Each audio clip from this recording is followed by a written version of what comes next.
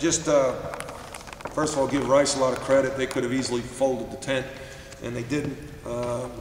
We had to win that game twice. That's the way I felt. And I'm really proud of the way the guys responded. They could have easily sunk emotionally, but they kept their spirits. My staff was really good at keeping them upbeat, keeping me upbeat, and they scored the first bucket of the overtime, and Jeremiah came back, and Jeremiah was a new man. And we talked on the bench. I was disappointed with some of the decisions he made. He took some bad shots. He was loose with the ball. He got a technical foul. He's playing like a freshman, and, but we talked, and he came back and had a beautiful finish to the game. And that was, you know, highlighted by that dive on the floor.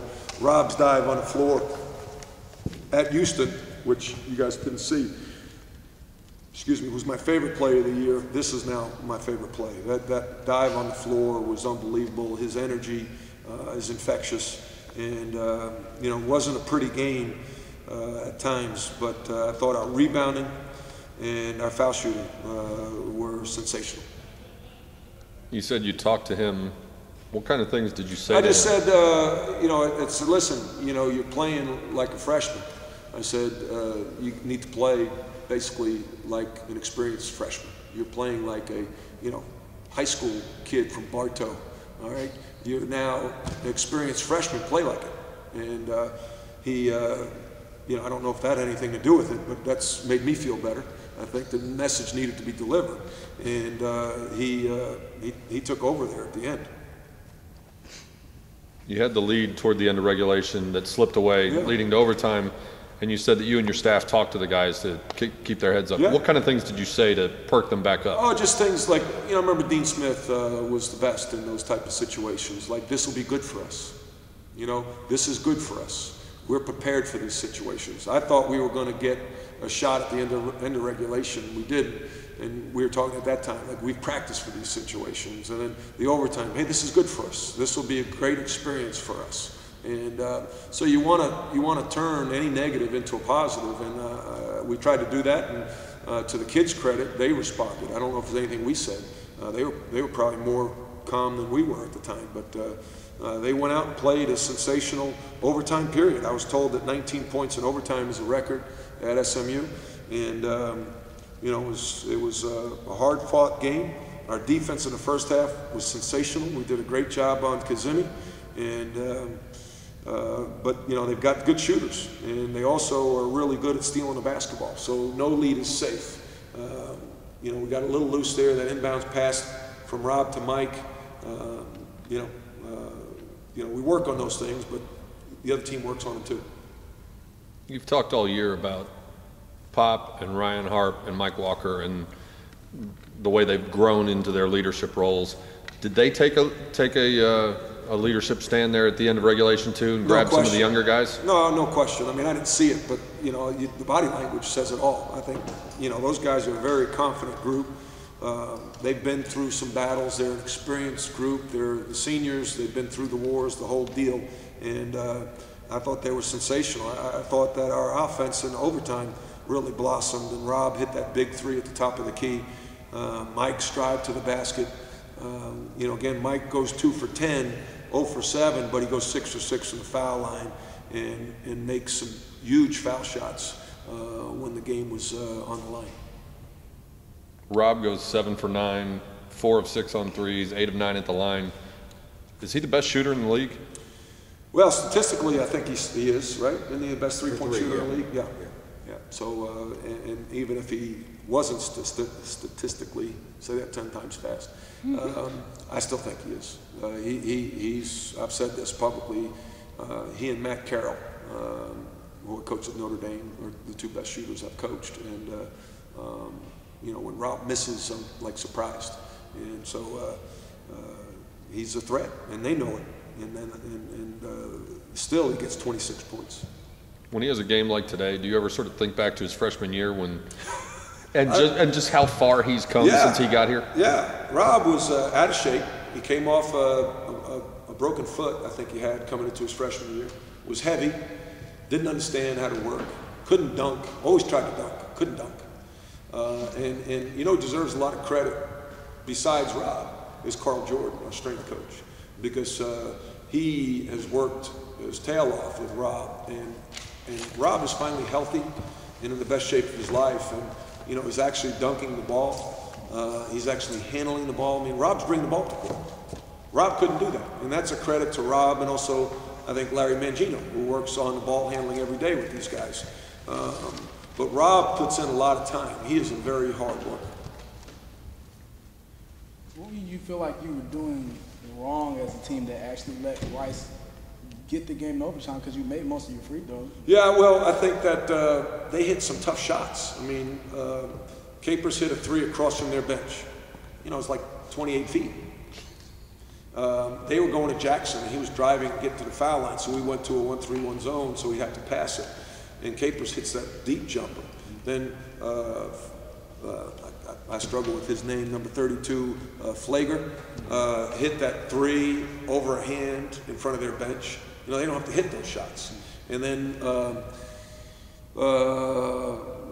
did Pop foul Kuipers? Was that in the regulation when he hit the layup and fouled him? I don't know. But I just think that they hit some shots. You got to give them credit. The only thing that I thought we did poorly is 2 things.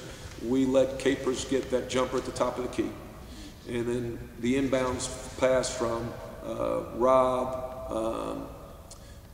to Mike when it went out of bounds, and they got the basketball. That's when Kazemi got fouled. You know, and Kazemi made those foul shots. That was big on his part. So, you know, it's just so much sometimes not what we did. It's, you know, you got to give them credit too. I mean, the 2 times that they seriously threatened, when they tied the game early in the half, and then when they actually took the lead early in overtime, it seemed like the team really responded. Was it just? So you reminded me, now we won the game 3 times because we had a 9-point lead. They cut it. They tie it up. We go on a 9-0 run, right. And then we've got the game in hand, hopefully, with the last minute to go. They tie it. So thank you for bringing that to mind. What was it that you feel like made your team respond? Was it just what you said? I think confidence. I think the guys are confident. I think that they're a mature group and they're confident. And I think this is a great experience for them. Who are you with, by the way? That's my news. Okay, great. Good to have you. What's your name? Jordan. Jordan Mason? Yes. All right. When you see Jeremiah sort of evolve in the overtime there and make some of those plays, does he remind you of anyone, not just making those plays, but being able to do it at such a young age? Have you had a freshman who could do something like that before? Raymond Felton. Next question. Yeah, he was all right. You know, someone said this to me the other day. I was sitting at, I had lunch with the students on Mondays at the cafeteria, and a gentleman from the Perkins School who worked at Duke, while Bobby Hurley was there, said Jeremiah reminds him of Bobby Hurley. And, you know, I kind of hate giving a Duke guy credit, but there are a lot of similarities with the grit, the toughness, the energy, the fearlessness. So that's not a bad comparison. And that's, you know, a compliment to Jeremiah. As he gets better, will Conference USA fans hate him as much as ACC fans I hope so. hated Hurley? I hope so. All Bobby Hurley did was win, and I hope the fans hate Jeremiah as much as they hate Bobby Hurley. You know, it's a big win. I mean, we're 17-10, 8-5 in the league. First time we've won 8 games in Conference USA, won more games than we did last year. You know, with our previous win, we've guaranteed a winning season. We're guaranteed to you know, go at least 500 in the league play, hopefully better. So this has been pretty darn rewarding for this team and this coaching staff. Was there a point earlier this season, maybe during the non-conference schedule, where if someone told you you'd be sitting here at 17-10, 8-5, you would have thought, not this year, that's not really within reach? I don't know. You know, there are very few times where you spend time alone looking at the schedule saying win, loss, win, loss, win, loss. You know, because I think that's wasted energy.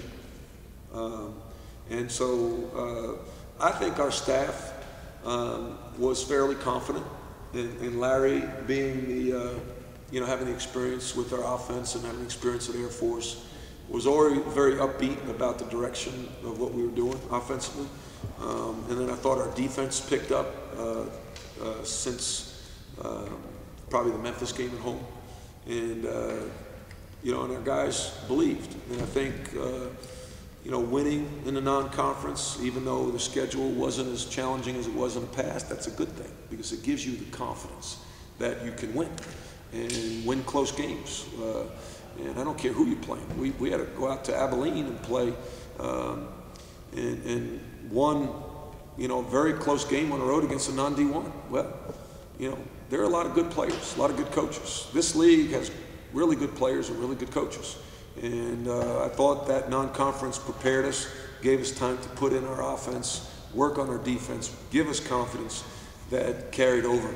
And I think that even in our losses, we managed it well as a staff and as a team. You know, okay, after UAB, we didn't play well, but we didn't beat our team up. We were like, hey, we could have easily won this game. I thought we had to look at one game, and I've said this before, the UTEP game, where I really felt like we're pretty good because we could have easily won that game, and we didn't, and our guys were mad that we lost, and it hurt. And then we bounced back with a great performance at Houston. So, you know, it's just neat to see the growth of our players individually, collectively, and hopefully we can, you know, keep it rolling. Is the team looking forward to being road warriors again these next two games? You know, we usually talk about enjoy the game till midnight, and then we'll worry about it tomorrow. Now, just to give you guys a handle on our schedule, we got to be back tomorrow at 8 o'clock. We'll watch film and practice tomorrow morning. That's the kind of schedule they keep. Just their class schedule is such that we go with morning practices, and then we practice again Friday morning. We get on a plane to go to through Charlotte to Huntington, and that's not going to be easy because I know they just punched Tulsa pretty good, and they're a talented group. Anything else? Thank you guys. Thanks, Coach. Thank you, Coach. Welcome.